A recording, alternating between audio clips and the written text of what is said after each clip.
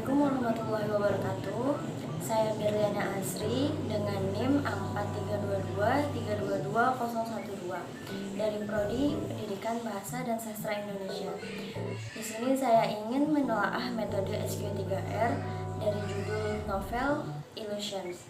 Berikut penjelasan dari saya. Sebelumnya saya ingin sedikit menjelaskan apa itu SQ3R. Metode membaca SQ3R merupakan singkatan dari survey, questions, read, recall, atau recite, dan review. Metode SQ3R sangat baik untuk kepentingan membaca secara intensif dan rasional karena metode ini sangat sistematis dan bersifat praktik. Metode SQ3R terdiri dari 5 langkah, dimulai dari kegiatan survei terhadap bacaan dengan membaca keseluruhan bacaan, dilanjutkan dengan membaca keseluruhan bacaan, kemudian menceritakan kembali bacaan, dan yang terakhir adalah meninjau kembali bacaan tersebut. Baik, langsung saja saya akan menjelaskan isi novel. Novel dengan judul Illusions atau Ilusi karya Aprilia Pike oleh Utami Akvira M. Laurel adalah seorang gadis remaja yang tanpa dia sadari dia adalah seorang peri musim semi. Setelah setahun berlalu, Laurel pun dikejutkan dengan datangnya Tamani secara tiba-tiba. Tamani adalah seorang peri penjaga yang ditugaskan untuk menjaga Laurel setiap saat.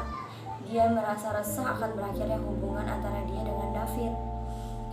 Tapi dia yakin Davidlah pilihan yang tepat. Dan di tengah-tengah kehidupan Laurel yang normal dan tanpa ada ancaman para troll, para penjahat yang ingin menghancurkan Avalon, muncullah sosok gadis lugu yang bernama Yuki.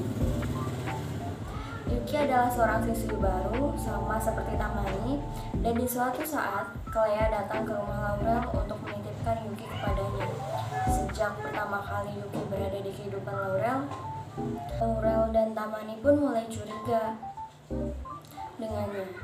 Mereka curiga bahwa Yuki adalah seorang peri dan mempunyai maksud tertentu, sebab Yuki pernah mengeluarkan serbuk sari di tangannya, terlebih dengan sikapnya yang tertutup. Clea adalah seorang peri sama seperti Laurel dan Tamani, tapi sampai sekarang Laurel masih belum percaya kepadanya.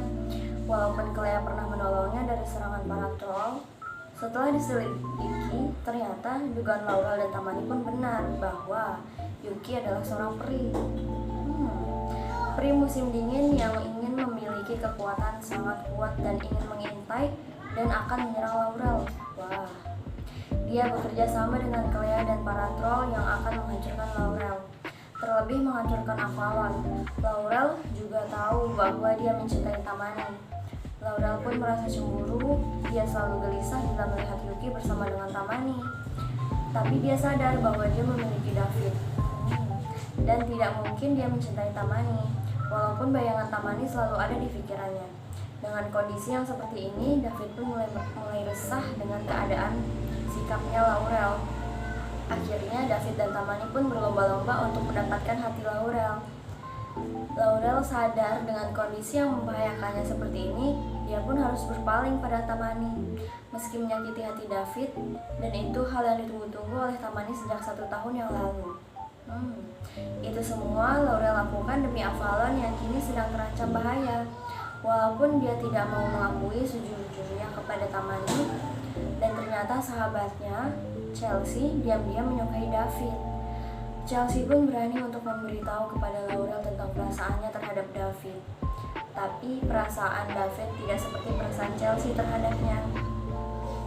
Dia masih menunggu Laurel untuk bisa mencintainya lagi dan kembali menjadi miliknya, seperti saat mereka belum berpisah.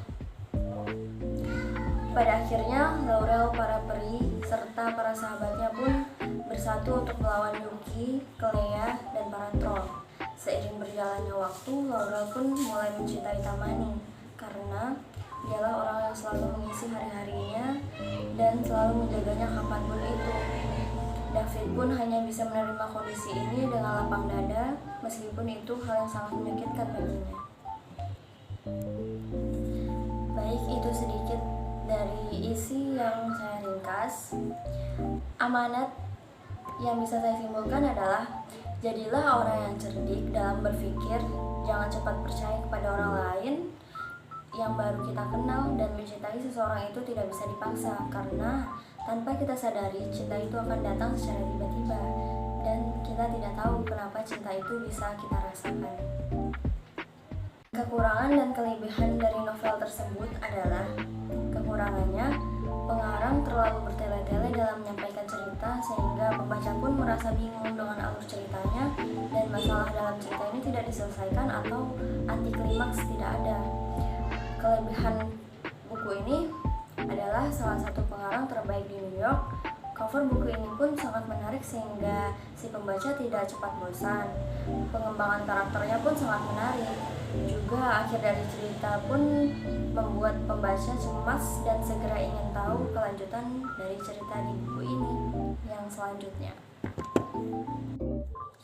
Sekian dari saya, kurang lebihnya mohon maaf. Wassalamualaikum warahmatullahi wabarakatuh.